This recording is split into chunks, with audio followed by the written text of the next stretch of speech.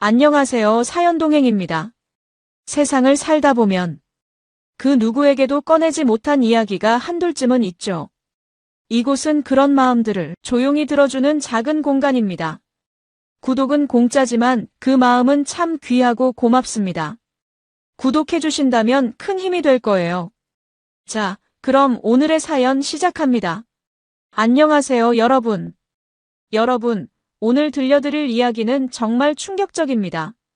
친구라고 믿었던 사람들이 어떻게 한 가정을 무너뜨리는지 그 끔찍한 배신의 기록을 지금부터 들려드리겠습니다. 정우는 42의 평범한 직장인이었어요. 중소기업 과장으로 일하면서 가족을 위해 성실하게 살아왔죠. 그의 아내 수지는 38, 전업주부로 아이를 키우며 집안을 돌보고 있었습니다. 겉으로 보기엔 평범하고 행복한 가정이었어요. 그런데 이 평화로운 일상 속에 독이 스며들고 있었다는 걸 정우는 전혀 눈치채지 못했습니다. 정우 부부에겐 특별히 친하게 지내는 부부가 있었어요. 바로 강민석과 미영 부부였죠. 강민석은 40 초반으로 카센터를 운영하는 사업가였고 그의 아내 미영은 39의 교사였습니다. 네 사람은 자주 만나 여행도 가고 맛있는 식사도 함께 했어요. 아이들 돌잔치에도 서로 빠짐없이 참석할 만큼 끈끈한 사이였죠. 주말이면 을에 네 사람이 모여 술 한잔 기울이며 이런저런 이야기를 나눴습니다.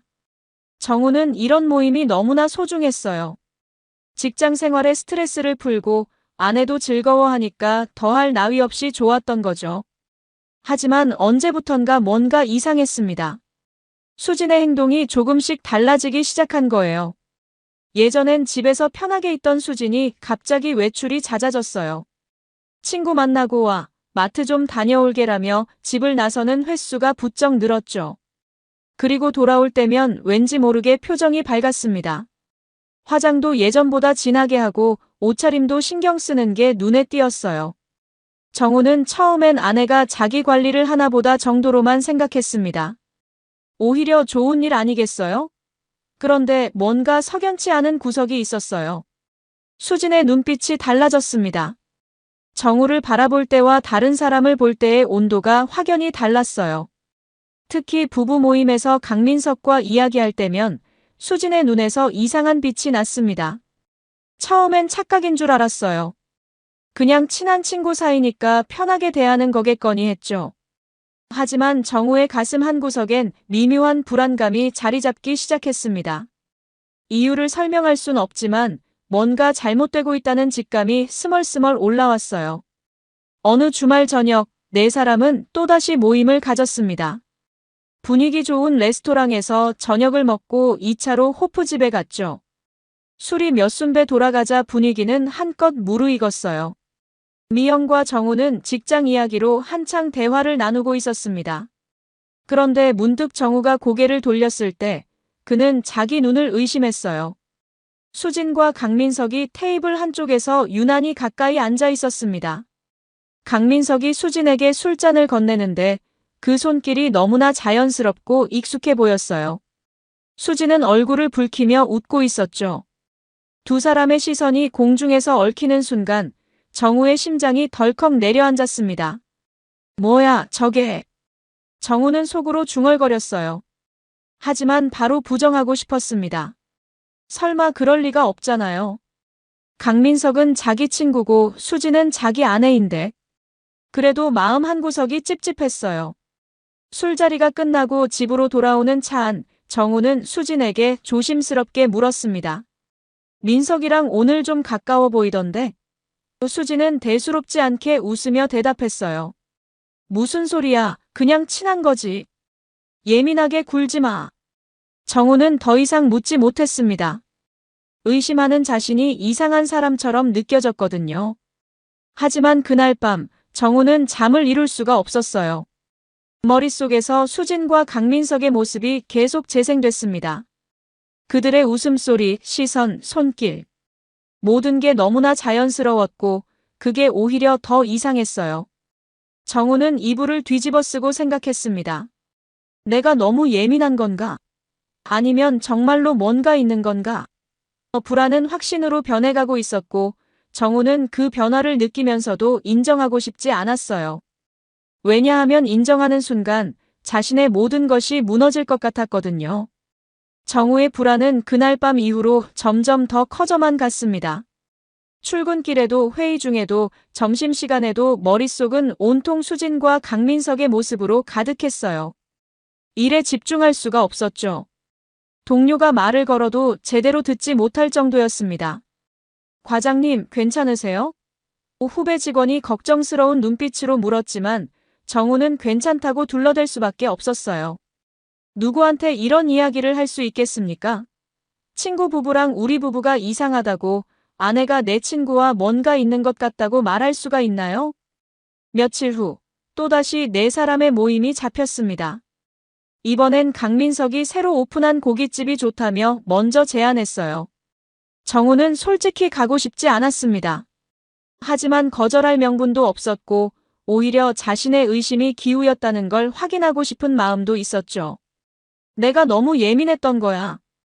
이번엔 아무것도 아닌 걸 확인하게 될 거야. 정우는 스스로를 다독이며 모임 장소로 향했습니다. 고깃집은 분위기가 좋았어요. 불판 위에서 고기가 지글지글 익어가고 소주잔이 오갔습니다.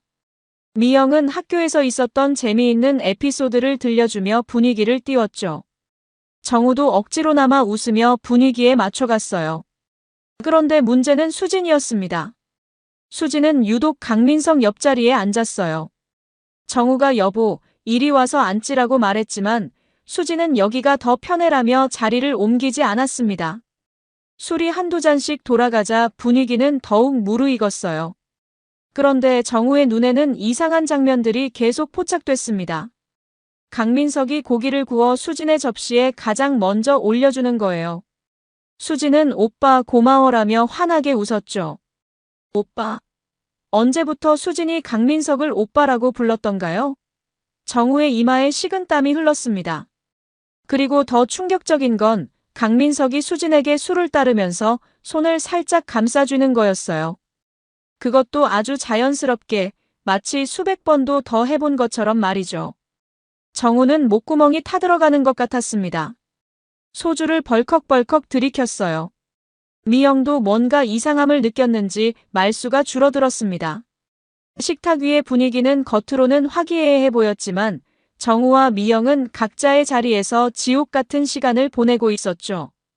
강민석과 수진은 계속해서 농담을 주고받았고 때로는 둘만 알아듣는 듯한 이야기로 깔깔거리며 웃었습니다. 너희 둘이 무슨 얘기하는 거야? 정우가 억지 웃음을 지으며 물었지만 수진은 아무것도 아니야. 그냥 재밌는 얘기라며 얼버무렸어요. 모임이 끝나고 집으로 돌아오는 길, 정우는 차 안에서 폭발할 것만 같았습니다. 너 오늘 왜 그랬어? 민석이한테 왜 그렇게 찰싹 붙어 있었어? 정우의 목소리가 떨렸어요. 수지는 짜증 섞인 표정으로 대꾸했습니다. 또 시작이네. 친구끼리 편하게 지내는 거 가지고 왜 그래? 너 요즘 이상해. 너무 예민한 거 아냐? 수진의 말투는 차갑고 날카로웠어요. 예전에 부드럽던 목소리는 온데간데 없었죠. 정우는 더 이상 말을 잇지 못했습니다. 자신이 이상한 사람, 질투가 많은 남편으로 비춰지는 게 싫었거든요. 집에 도착해서도 정우는 잠을 이룰 수 없었습니다. 침대에 누워 천장만 멍하니 바라봤어요. 옆에서 수지는 금세 잠들어 고른 숨소리를 내고 있었죠. 정우는 조심스럽게 침대에서 일어나 거실로 나왔습니다. 가슴이 답답해서 물 한 잔을 마시려고 냉장고를 열었는데 문득 식탁 위에 놓인 수진의 가방이 눈에 들어왔어요. 평소 같으면 절대 하지 않았을 행동이었지만 정우의 손은 이미 가방 쪽으로 향하고 있었습니다. 손이 떨렸어요. 내가 지금 뭐 하는 거지? 정우는 자신에게 물었습니다. 하지만 멈출 수가 없었어요. 가방을 조심스럽게 열자 지갑과 화장품, 그리고 각종 영수증들이 보였습니다. 정우는 지갑을 꺼내 카드 내역을 확인하기 시작했어요. 마트, 카페, 편의점. 평범한 소비 내역들이 줄지어 있었습니다. 그런데 스크롤을 내리던 정우의 손가락이 멈췄어요. 심장이 쿵 하고 내려앉는 느낌이었습니다. 호텔 결제 내역이었습니다. 그것도 오늘, 바로 몇 시간 전에 결제였어요. 부부 모임을 하기 직전 시간대였죠. 금액을 보니 대실이 아니라 숙박 요금이었습니다. 정우의 머릿속이 하얘졌어요. 손에 들고 있던 카드 명세서가 후들후들 떨렸죠. 설마. 아니야, 이건 실수일 거야. 카드를 누가 도용했거나. 정우는 필사적으로 다른 가능성을 찾으려 했습니다. 하지만 이성적으로 생각해보면 명백했어요. 오늘 모임 전에 수지는 친구 만나고 올게라며 일찍 나갔었거든요. 그리고 모임 장소에 강민석보다 늦게 도착했죠. 정우는 주저앉았습니다. 다리에 힘이 풀려서 그 자리에서 털썩 바닥에 앉아버렸어요. 가슴이 찢어지는 것 같았습니다. 숨쉬기조차 힘들었죠. 내 아내가, 내 친구와 생각만으로도 구역질이 났어요. 정우는 두 손으로 얼굴을 감쌌습니다. 눈물이 주르르 흘러내렸어요. 울음소리를 내지 않으려고 입을 꽉 다물었지만 어깨는 저절로 들썩였습니다. 그렇게 한참을 바닥에 앉아있던 정우는 천천히 일어났습니다. 의심은 이제 확신으로 변했어요. 더 이상 자신을 속일 수 없었습니다. 정우는 조용히 침실로 돌아가 침대 옆에 섰어요. 평화롭게 잠들어 있는 수진의 얼굴을 내려다봤습니다. 한때는 세상에서 가장 사랑하는 얼굴이었는데 지금은 너무나 낯설게 느껴졌어요. 이 사람이 정말 내 아내가 맞나? 정우는 주먹을 꽉 쥐었습니다. 손톱이 손바닥을 파고들 정도로 세게 쥐었지만 아픈 줄도 몰랐어요. 분노와 배신감, 그리고 치욕이 뒤섞여 정우의 온몸을 휘감았습니다. 다음 날 아침, 정우는 거울 속 자신의 모습을 보고 깜짝 놀랐습니다. 눈은 충혈되어 있었고 얼굴은 창백했어요. 밤새 한숨도 못 잔 티가 역력했죠.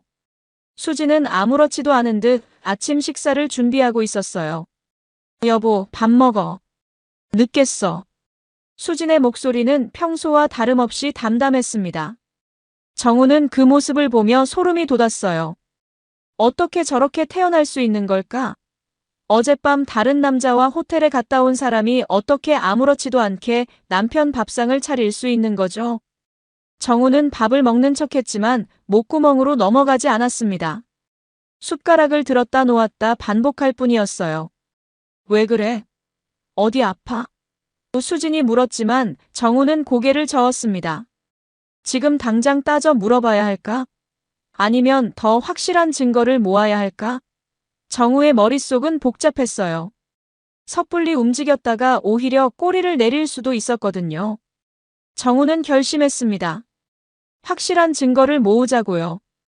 회사에 출근한 정우는 도저히 일이 손에 잡히지 않았어요. 컴퓨터 모니터만 멍하니 바라보고 있었습니다. 점심시간이 되자 정우는 조용히 자리에서 일어나 회사 밖으로 나왔어요.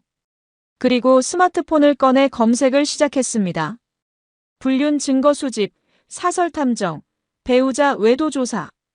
손가락이 떨렸지만 계속해서 검색했죠. 여러 업체를 비교해본 끝에 정우는 평이 좋은 한 곳을 선택했습니다. 전화를 거는 손이 떨렸어요. 벨이 울리고 곧 중년 남성의 목소리가 들려왔습니다. 네, D1 탐정사입니다. 정우는 잠시 말문이 막혔어요. 무슨 말부터 해야 할지 몰랐거든요. 저기, 제 아내가. 목소리가 갈라졌습니다. 상담원은 침착하게 말했어요. 괜찮습니다. 천천히 말씀하세요. 저희가 많이 들어봤습니다. 그제야 정우는 조금씩 상황을 설명하기 시작했죠. 사흘 후 탐정에게서 연락이 왔습니다. 증거를 확보했습니다. 오늘 저녁에 사무실로 오실 수 있으세요? 정우는 퇴근 후 곧장 탐정 사무실로 향했어요. 낡은 건물 3층에 위치한 작은 사무실이었습니다. 탐정은 정우를 맞이하며 무거운 표정을 지었어요. 힘드시겠지만 보셔야 합니다. 탐정이 봉투를 내밀었죠. 정우는 떨리는 손으로 봉투를 열었습니다. 그 안에는 여러 장의 사진이 들어 있었어요. 첫 번째 사진은 수진과 강민석이 함께 차에서 내리는 모습이었습니다. 두 번째 사진은 모텔 입구로 들어가는 장면이었죠. 세 번째 사진은 1시간쯤 지나서 나오는 모습이었어요. 수진의 머리는 약간 흐트러져 있었고 강민석은 수진의 허리에 손을 두르고 있었습니다. 정우의 손에서 사진이 떨어졌어요. 바닥에 흩어진 사진들을 보며 정우는 숨을 헐떡였습니다. 더 있습니다. 탐정이 조심스럽게 말했어요. 다른 날짜의 사진들도 있었습니다. 일주일에 두세 번씩 만나고 있었던 거예요. 카페에서 다정하게 손을 잡고 있는 사진, 영화관에 함께 들어가는 사진, 심지어 백화점에서 함께 쇼핑하는 사진까지 있었습니다. 정우는 그제야 깨달았어요. 수진이 친구 만나고 온다고 했던 그 모든 날들이 거짓말이었다는 걸요.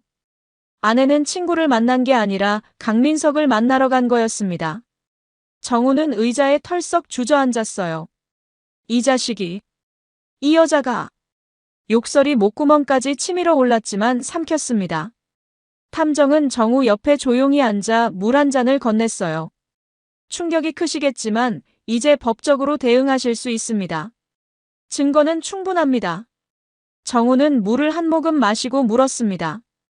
이걸로 소송할 수 있나요? 탐정이 고개를 끄덕였어요. 네, 위자료 청구 소송 가능합니다. 변호사와 상담하시는 게 좋겠습니다. 다음 날 정우는 법률 사무실을 찾아갔습니다. 변호사는 50대 초반의 차분한 인상을 가진 여성이었어요. 앉으세요. 어떤 일로 오셨습니까? 정우는 준비해온 증거 사진들을 테이블 위에 펼쳤습니다. 변호사는 사진들을 하나하나 꼼꼼히 살펴봤어요. 그리고는 고개를 끄덕이며 말했죠. 증거가 명확하네요. 위자료 소송은 확실히 가능합니다. 정우는 가슴이 철렁했습니다. 말로만 듣던 불륜이 이제 법적인 문제가 된 거예요. 변호사는 계속해서 설명했습니다. 배우자의 부정행위가 명백하고 상간자도 특정되어 있습니다. 두 사람 모두에게 위자료를 청구할 수 있어요. 금액은 혼인 기간, 자녀 유무, 경제적 상황 등을 고려해서 결정되지만 이 정도 증거면 상당한 금액을 받아낼 수 있습니다. 정우는 물었어요. 얼마나 받을 수 있을까요? 변호사가 답했습니다.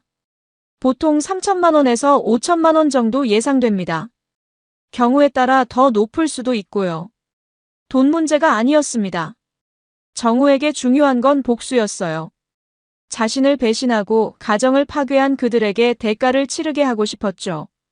빨리 진행하고 싶습니다. 정우의 목소리에는 단호함이 묻어났어요. 변호사는 고개를 끄덕였습니다. 알겠습니다. 일단 내용 증명부터 보내겠습니다. 그리고 소장을 준비하죠. 사무실을 나오며 정우는 핸드폰을 꺼냈어요. 미영에게 전화를 걸었습니다. 벨이 몇 번 울리자 미영이 받았어요. 네, 정우 씨. 미영의 목소리는 평소보다 가라앉아 있었습니다. 정우는 조심스럽게 말을 꺼냈어요. 미영 씨, 혹시 시간 되세요? 할 말이 있어서요. 미영은 잠시 침묵하다가 대답했습니다. 저도 드릴 말씀이 있어요. 어디서 만날까요? 두 사람은 조용한 카페에서 만났습니다. 마주 앉은 미영의 얼굴에는 피로가 가득했어요. 정우는 봉투를 꺼내 테이블 위에 올려놓았습니다. 이거 보세요. 미영이 봉투를 열자 사진들이 쏟아졌죠. 사진을 보는 미영의 손이 바들바들 떨렸어요. 눈에서 눈물이 주르륵 흘러내렸습니다. 그럴 줄 알았어요. 그럴 줄 알았는데. 미영의 목소리는 비통함으로 가득했어요. 정우도 눈시울이 붉어졌습니다. 우리 어떻게 해야 할까요? 미영은 눈물을 닦으며 고개를 들었어요. 그 눈에는 분노와 결의가 담겨 있었습니다. 소송해야죠. 저도 혼자 알아보고 있었어요. 이 사람들한테 대가를 치르게 해야 합니다. 정우는 고개를 끄덕였어요. 두 사람은 그렇게 같은 편이 되었습니다. 배신당한 배우자끼리 손을 잡게 된 거죠. 카페를 나서며 정우는 결심했습니다.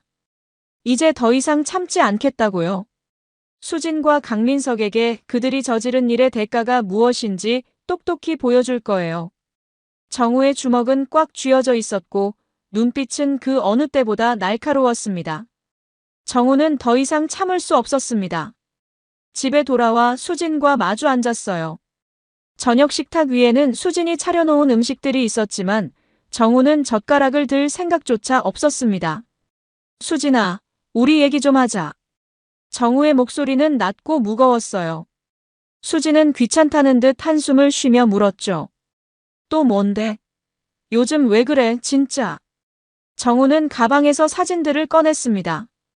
탁, 탁, 탁. 사진들이 식탁 위로 떨어졌어요. 모텔 앞에서 찍힌 사진, 강민석과 손을 잡고 있는 사진, 차에서 내리는 사진들이 수진의 눈앞에 펼쳐졌습니다. 수진의 얼굴이 순간적으로 굳었어요. 하지만 놀랍게도 수진은 당황하거나 변명하지 않았습니다. 오히려 차갑게 웃으며 말했죠. 그래서 알아버렸네. 정우는 귀를 의심했습니다. 지금 수진이 뭐라고 한 거죠? 사과는커녕 태연하게 인정하는 거예요? 미쳤어. 지금 뭐라고 한 거야? 정우의 목소리가 떨렸습니다.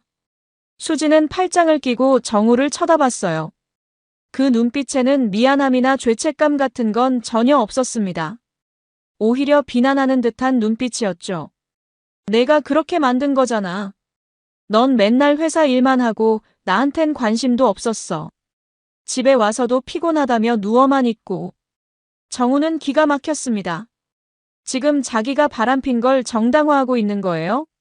그게 내가 바람피울 이유가 돼?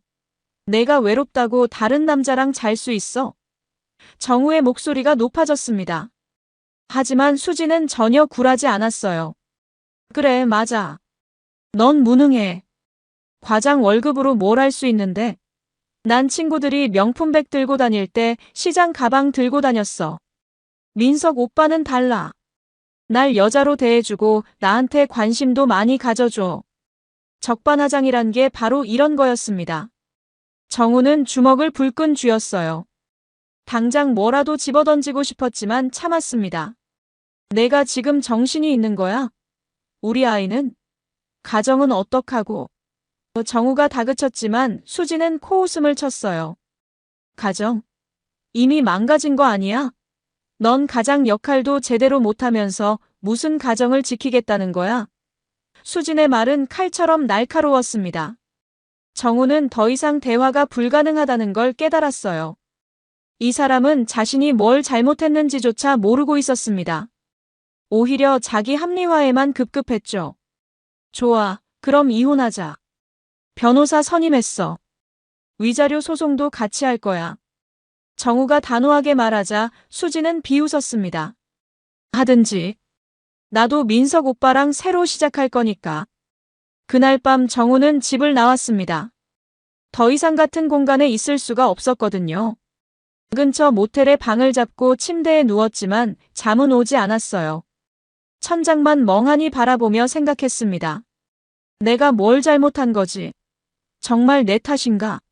하지만 아무리 생각해도 답은 나오지 않았어요. 가정을 위해 열심히 일했고 아내와 아이를 사랑했는데 그게 잘못인가요? 한편 강민석도 전혀 반성하는 기색이 없었습니다.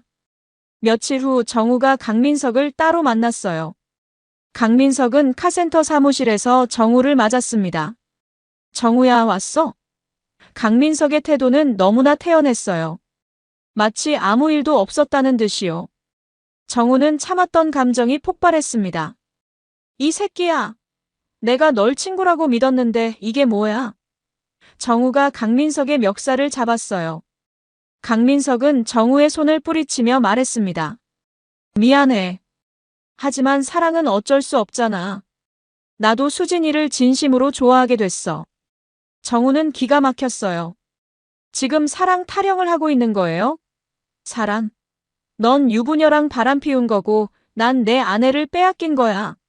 그게 사랑이야? 정우의 목소리가 갈라졌습니다. 강민석은 고개를 저었어요. 정우야, 솔직히 말해. 넌 수진이한테 잘해주지도 않았잖아. 수진이가 얼마나 외로워했는데. 또 그 소리였습니다. 마치 짜고 친 듯이 똑같은 말을 하는 거예요. 정우는 비웃었습니다. 그래, 좋아. 그럼 내 마누라한테도 똑같이 말해봐. 당신이 외롭게 해서 내가 바람 폈다고. 강민석의 얼굴이 굳었어요. 미영이는 달라. 미영이는 이해할 거야. 정우는 코웃음을 쳤습니다. 이해? 넌 정말 미친 거 아냐? 강민석은 정우를 똑바로 쳐다보며 말했습니다. 어쨌든 나는 수진이를 놓을 생각 없어. 너랑 이혼하면 나랑 결혼할 거야. 나는 수진이를 지켜줄 거고. 정우는 한 대 때려주고 싶었지만 참았어요. 폭력을 쓰면 오히려 자신만 불리해질 테니까요. 대신 차갑게 말했습니다. 좋아, 끝까지 가보자. 법정에서 보자고. 정우가 돌아서려는데 강민석이 한마디 더 던졌어요. 미안하지만 수진이는 이미 내 사람이야. 넌 포기하는 게 나을 거야. 정우는 뒤도 돌아보지 않고 카센터를 나왔습니다. 주먹을 꽉 쥔 채 이를 악물었어요. 이 자식들. 끝까지 뻔뻔하게 나오는구나. 분노가 온몸을 뜨겁게 달궜습니다. 그런데 이건 시작에 불과했습니다. 며칠 후 미영에게서 급한 전화가 왔어요. 정우 씨, 지금 당장 만나야겠어요. 큰일 났습니다. 미영의 목소리는 떨리고 있었습니다. 정우는 불길한 예감이 들었어요. 무슨 일이에요? 미영이 답했습니다. 전화로는 말 못해요. 당장 만나요. 당신이 들으면 기절할 겁니다. 정우는 가슴이 철렁했어요. 도대체 뭔 일이 더 생긴 거죠? 이미 충분히 최악인데 더 나쁠 수가 있나요? 정우는 서둘러 미영이 말한 카페로 향했습니다. 카페에 도착하니 미영이 이미 와 있었어요. 미영의 얼굴은 창백했고 눈은 충혈되어 있었습니다. 밤새 울었다는 게 한눈에 보였죠. 대체 무슨 일이에요? 정우가 급하게 물었습니다. 미영은 떨리는 손으로 핸드폰을 꺼냈어요. 이거 들어보세요. 녹음했어요. 미영이 재생 버튼을 눌렀습니다. 스피커에서 수진의 목소리가 흘러나왔어요. 정우는 그 내용을 듣고 경악했습니다. 수진이 미영을 만나 한 제안, 그 충격적인 제안을 미영이 몰래 녹음한 거였어요. 정우는 핸드폰을 쥔 채 얼어붙었습니다. 이건 미친 짓이야. 수진이 미영에게 뭐라고 했는지 그 내용은 상상을 초월했습니다. 정우는 두 손으로 얼굴을 감쌌어요. 이제 정말 끝이구나 싶었습니다. 수진은 이제 인간으로서의 선을 넘어버린 거예요. 그날은 화창한 봄날이었습니다. 하지만 미영의 마음은 겨울보다 차가웠어요. 수진에게서 문자가 온 건 사흘 전이었습니다. 언니, 우리 둘이서만 만나서 얘기 좀 해요. 중요한 이야기가 있어요. 미영은 직감했어요. 뭔가 심상치 않다는걸요. 하지만 거절하지 않았습니다. 오히려 궁금했어요. 남의 남편을 빼앗아간 여자가 대체 무슨 말을 하려는 건지 말이죠. 약속 장소는 조용한 카페였습니다. 미영은 일부러 일찍 도착해서 구석자리에 앉았어요. 그리고 핸드폰을 꺼내 녹음 앱을 실행시켰습니다. 혹시 모르니까요. 수진이 무슨 말을 할지 모르니 증거를 남겨두는 게 좋겠다고 생각한 거죠. 핸드폰을 가방 속에 살짝 넣어두고 녹음이 잘 되는지 확인했습니다.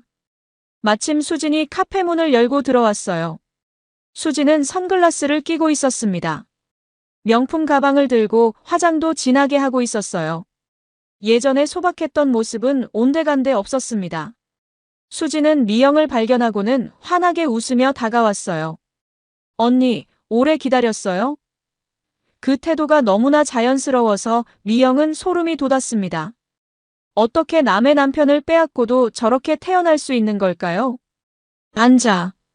미영의 목소리는 차갑게 식어 있었어요. 수진은 아랑곳하지 않고 자리에 앉았습니다. 커피를 주문하고 한 모금 마신 뒤에야 입을 열었죠. 언니, 오늘 부른 이유가 있어요. 수진의 목소리는 너무나 침착했습니다. 미영은 팔짱을 끼고 물었어요. 뭔데? 무슨 할 말이 있다는 거야? 수진은 잠시 커피잔을 만지작거리다가 고개를 들었습니다. 그리고는 미영의 눈을 똑바로 쳐다보며 말했어요. 네 남편 놔줘. 미영은 순간 자기 귀를 의심했습니다. 지금 뭐라고 한 거죠? 뭐라고? 미영이 다시 물었어요. 수지는 더 또렷하게 말했습니다. 네 남편 놔줘. 대신 내 남편 가져. 미영의 머릿속이 하얘졌습니다. 이게 지금 무슨 소리죠? 남편을 바꾸자고요? 수지는 계속해서 말했어요. 태연하게 마치 당연한 이야기를 하듯이요. 우리 네 사람 어차피 다 아는 사이인데 이렇게 바꾸면 깔끔하잖아. 수진의 입가에는 미소마저 걸려 있었습니다. 내 남편은 돈도 잘 벌어. 아이도 착하고. 네가 더 나은 걸 얻는 거야. 미영은 치를 떨었습니다. 온몸에 소름이 돋았어요. 이 여자가 지금 제정신인가요? 자기 남편을 마치 물건처럼 교환하자고 제안하고 있는 거예요. 미영은 참았던 분노가 폭발할 것 같았습니다. 하지만 꾹 눌렀어요. 녹음을 하고 있으니까 더 많은 말을 끌어내야 했거든요. 수지는 미영의 굳은 표정을 보고도 개의치 않았습니다. 오히려 몸을 앞으로 기울이며 속삭이듯 말했어요. 너도 내 남편 보는 눈이 예사롭지 않았어. 미영의 눈이 커졌습니다. 수지는 계속했어요. 너도 사실 내 남편 좋지. 착하고 성실하잖아. 그러니까 서로 바꾸면 깔끔하잖아. 수지는 마치 장사를 하듯 흥정하는 말투였습니다. 미영은 더 이상 참을 수 없었어요. 너 미쳤구나. 미영의 목소리가 떨렸습니다. 수지는 어깨를 으쓱하며 웃었어요. 미쳤다고? 난 현실적인 해결책을 제시하는 거야. 어차피 민석이랑 나는 서로 사랑해. 정우도 괜찮은 남자잖아. 언니한테 더 잘 맞을 거야. 수지는 자기 말이 얼마나 황당한지조차 모르는 것 같았습니다. 미영은 손이 부들부들 떨렸어요. 당장 커피라도 수진의 얼굴에 끼얹고 싶었습니다. 하지만 참았어요. 녹음이 잘 되고 있는지 확인하고 싶어 가방을 살짝 만졌습니다. 녹음은 계속되고 있었죠. 너 정말 정신 나갔구나. 사람을 뭘로 보는 거야? 미영이 낮게 말했습니다. 수지는 한숨을 쉬며 말했어요. 언니도 좀 현실적으로 생각해봐. 민석이는 이미 날 선택했어. 언니랑은 끝난 거야. 그 말에 미영의 심장이 찢어지는 것 같았습니다. 하지만 표정은 굳건히 유지했어요. 그래서 내 남편을 나한테 떠넘기겠다고? 그게 내가 생각한 해결책이야? 수지는 고개를 끄덕였습니다. 응. 솔직히 정우는 무능해. 나랑은 안 맞아. 근데 언니는 안정적인 걸 좋아하잖아. 정우가 딱 언니 스타일일 것 같은데. 미영은 웃음이 나왔습니다. 비웃음이었죠. 너 진짜 인간이 아니구나. 수지는 여전히 태연했어요. 뭐, 언니가 싫다면 어쩔 수 없지. 근데 생각해봐. 어차피 민석이는 날 선택했고 정우는 혼자 남잖아. 언니도 혼자 남을 거고. 그럼 둘이 합치는 게 낫지 않아? 수지는 정말로 자기 논리가 합리적이라고 믿는 것 같았습니다. 미영은 커피잔을 들어 한 모금 마셨습니다. 손이 떨려서 커피가 흘러내릴 뻔했어요. 너 지금 장난하는 거지? 미영이 다시 한번 물었습니다. 혹시 모르니까요. 정말 농담이거나 미친 짓인지 확인하고 싶었던 거죠. 수지는 진지한 표정으로 답했어요. 아니, 진심이야. 나 진지하게 제안하는 거야. 우리 이렇게 정리하면 네 사람 다 행복할 수 있어. 네 사람 다 행복하다고요? 미영은 기가 막혔습니다. 정우는 아내에게 배신당해 무너지고 있고 자신은 남편에게 버림받아 지옥 같은 시간을 보내고 있는데 뭐가 행복하다는 거죠? 너 정말 끝까지 이렇게 나올 거야?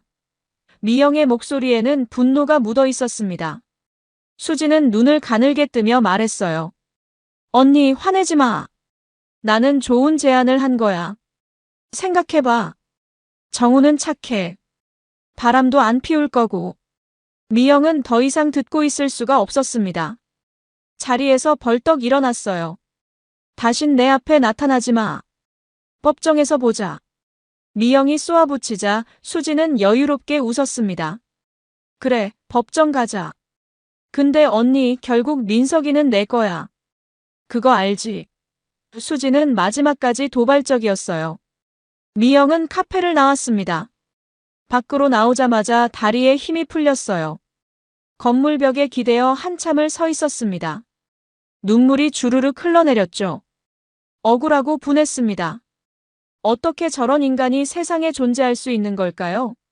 남편을 물건처럼 교환하자고 제안하다니요.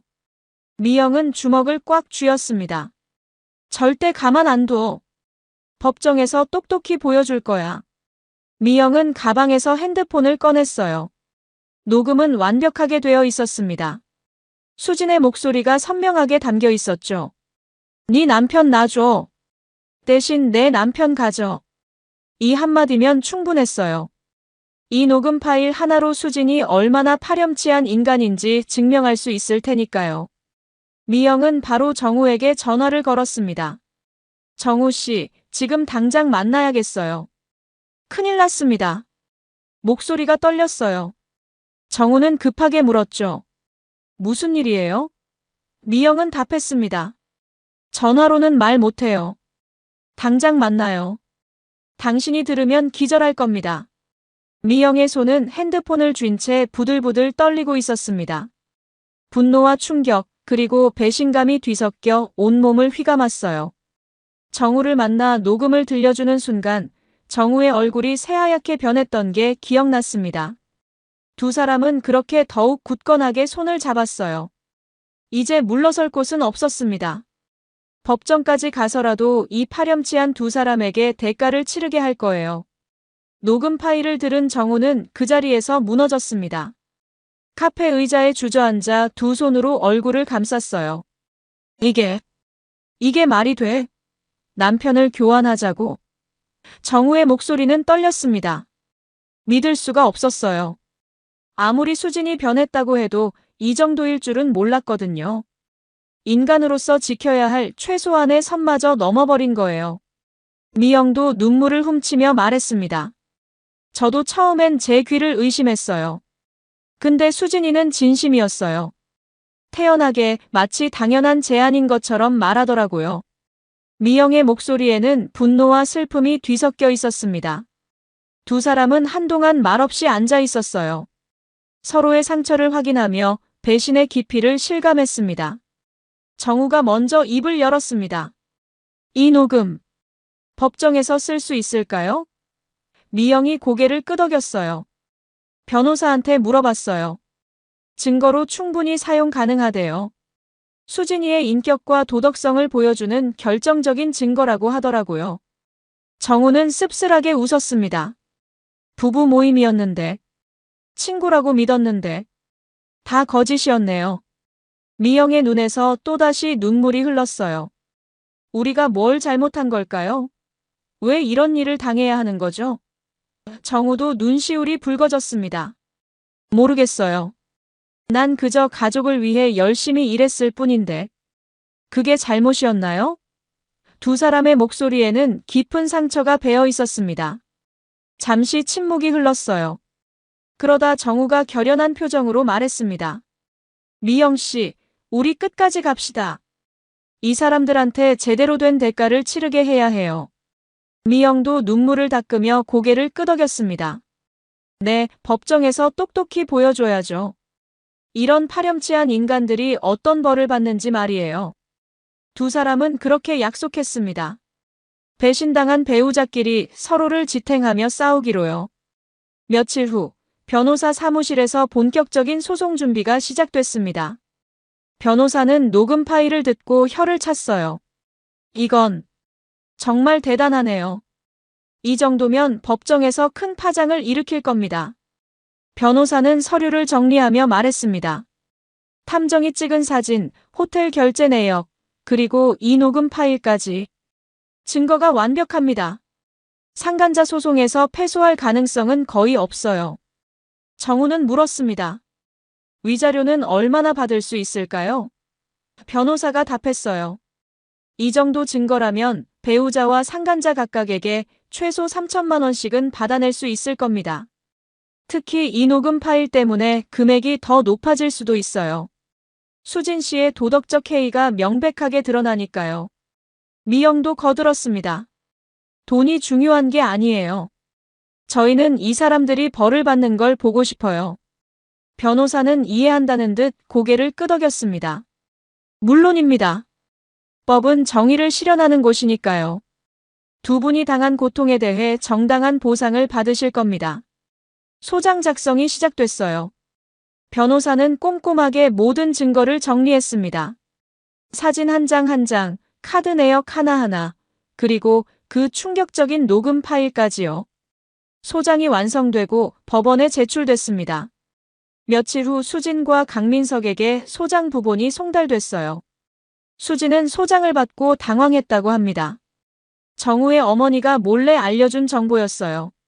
수진이가 소장 보고 얼굴이 새하얗게 질리더라. 그래도 끝까지 뻔뻔하게 굴던데. 정우는 어머니의 말을 들으며 씁쓸했습니다. 어머니도 며느리의 배신에 큰 충격을 받으셨거든요. 강민석도 소장을 받았습니다. 하지만 그 역시 태도를 바꾸지 않았어요. 미영의 친구가 전해준 소식에 따르면 강민석은 괜찮아. 우리 끝까지 함께 가자며 수진을 위로했다고 합니다. 둘은 여전히 로맨스를 즐기고 있는 거예요. 마치 자신들이 비극의 주인공이라도 되는 양말이죠. 첫 재판 날짜가 잡혔습니다. 정우는 그날 아침 일찍 일어나 정장을 차려입었어요. 거울을 보며 넥타이를 매는데 손이 떨렸습니다. 오늘 법정에서 수진을 마주하게 될 거예요. 그리고 강민석도요. 한때는 가장 가까운 사람들이었던 그들과 이제는 법정에서 대립하게 된 겁니다. 정우는 심호흡을 했어요. 나는 잘못한 게 없어. 떳떳하게 싸우자. 법원에 도착하니 미영이 먼저 와 있었습니다. 미영도 단정한 옷차림이었어요. 두 사람은 마주보며 고개를 끄덕였습니다. 말은 필요 없었어요. 서로의 눈빛만으로도 충분히 통했으니까요. 우리 함께 이겨내자. 그런 의미가 담긴 눈빛이었습니다. 법정 문이 열리고 정우와 미영이 안으로 들어갔습니다. 피고석에는 수진과 강민석이 앉아 있었어요. 수진은 화장을 진하게 하고 있었지만 얼굴이 굳어 있었습니다. 강민석은 무표정한 얼굴로 앞을 바라보고 있었죠. 정우와 눈이 마주치자 강민석은 고개를 돌렸어요. 정우는 차갑게 웃었습니다. 이제야 겁이 나는 모양이구나. 판사가 입장했고 재판이 시작됐습니다. 원고 측 변호인 주장하십시오. 판사의 말에 정우 측 변호사가 일어났어요. 존경하는 판사님, 이 사건은 명백한 간통 사건입니다. 피고 수진은 원고 정우의 배우자임에도 불구하고 피고 강민석과 지속적으로 부적절한 관계를 유지했습니다. 변호사는 증거 자료들을 제시하기 시작했어요. 먼저 탐정이 찍은 사진들이 스크린에 떴습니다. 모텔에 들어가는 수진과 강민석의 모습, 차 안에서 키스하는 장면, 손을 잡고 걷는 모습들이 생생하게 보였어요. 방청석에서 웅성거림이 일었습니다. 판사도 눈살을 찌푸렸죠. 다음으로 호텔 카드 결제 내역이 제시됐습니다. 피고 수진은 원고 정우 몰래 여러 차례 호텔을 이용했습니다. 그 시각에는 항상 피고 강민석과 함께 있었습니다. 수진은 고개를 숙이고 있었어요. 얼굴이 붉어졌습니다. 창피함 때문인지 아니면 분노 때문인지 알 수 없었죠. 강민석은 여전히 무표정했습니다. 변호사는 계속해서 증거를 제시했어요. 그리고 가장 결정적인 증거가 있습니다. 변호사가 녹음기를 들어올렸습니다. 피고 수진이 미영 씨에게 한 제안을 녹음한 파일입니다. 재생 버튼이 눌러졌습니다. 법정 안에 수진의 목소리가 울려 퍼졌어요. 네 남편 놔줘. 대신 내 남편 가져. 순간 법정이 술렁였습니다. 방청객들이 놀라서 서로를 쳐다봤어요. 판사도 눈을 크게 떴습니다. 녹음은 계속됐죠. 우리 네 사람, 어차피 다 아는 사이인데. 이렇게 바꾸면 깔끔하잖아. 내 남편은 돈도 잘 벌어. 아이도 착하고. 네가 더 나은 걸 얻는 거야. 법정은 충격에 휩싸였습니다. 녹음이 계속 재생되는 동안 법정 안은 숨소리조차 들리지 않을 만큼 조용했습니다. 모두가 스피커에서 흘러나오는 수진의 목소리에 집중하고 있었어요. 너도 내 남편 보는 눈이 예사롭지 않았어. 너도 사실 내 남편 좋지? 그러니까 서로 바꾸면 깔끔하잖아. 녹음이 끝나자 법정은 술렁이기 시작했습니다. 방청석에서 누군가가 헛웃음을 터뜨렸어요. 믿을 수 없다는 표정들이었죠. 판사는 안경을 고쳤으며 피고석을 바라봤습니다. 피고 수진, 이 녹음 내용이 사실입니까? 판사의 목소리에는 어이없음이 묻어났어요. 수진은 고개를 들지 못했습니다. 얼굴이 새빨갛게 달아올라 있었죠. 한참을 침묵하던 수진이 작은 목소리로 대답했어요. 그건 제 진심이 아니었어요. 그냥 화가 나서. 변명 같지도 않은 변명이었습니다. 판사가 다시 물었습니다. 그럼 거짓말이었단 말입니까? 수진은 대답하지 못했어요.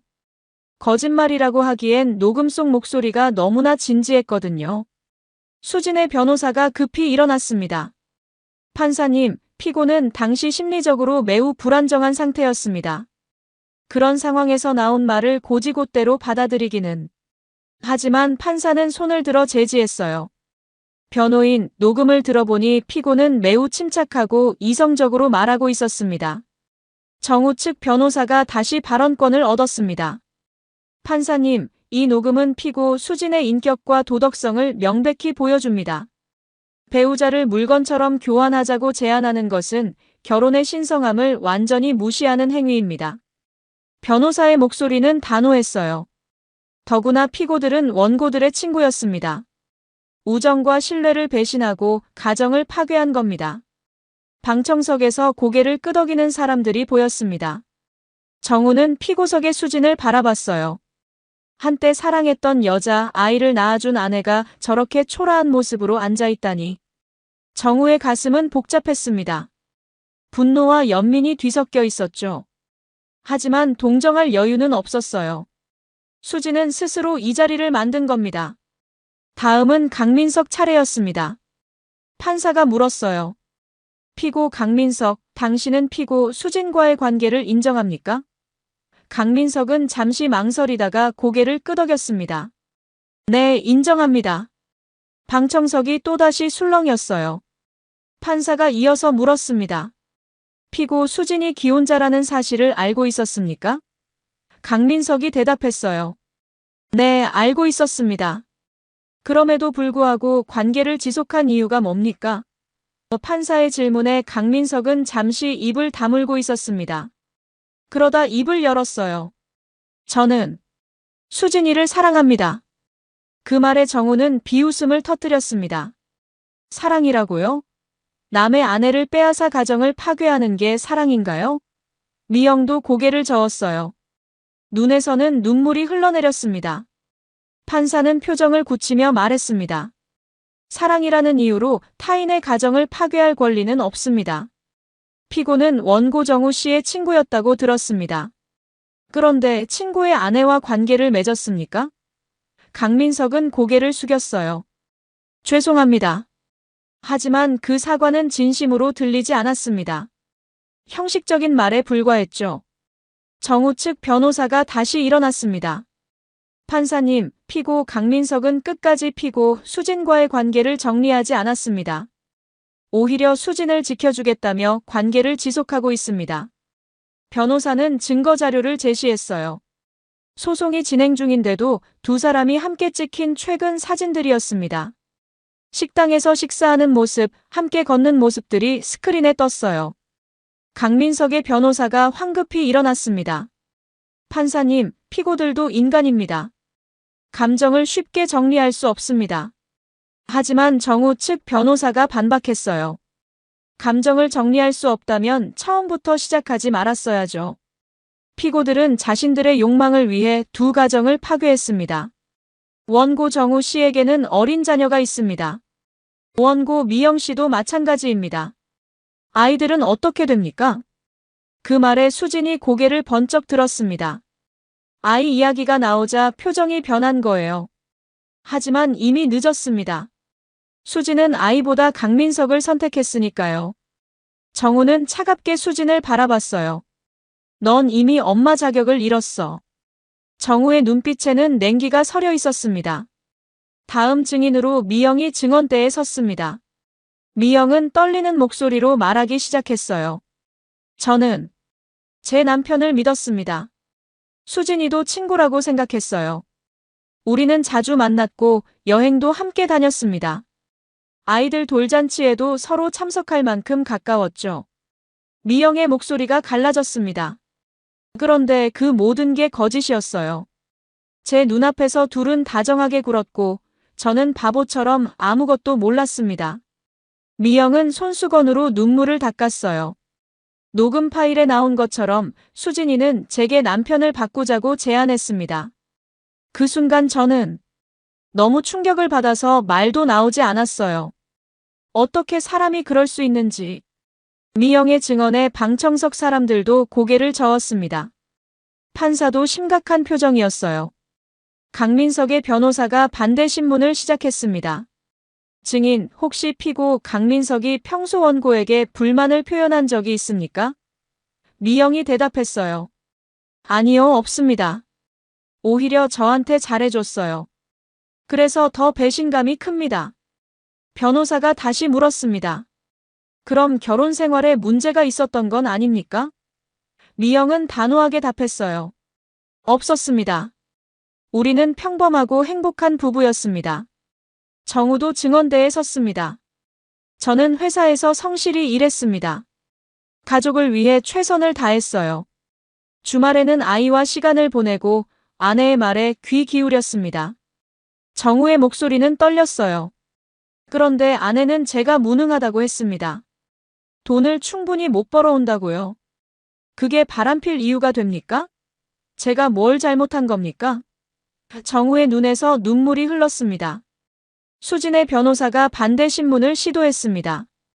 원고는 피고에게 충분한 관심을 기울였습니까? 정우가 대답했어요. 최선을 다했습니다.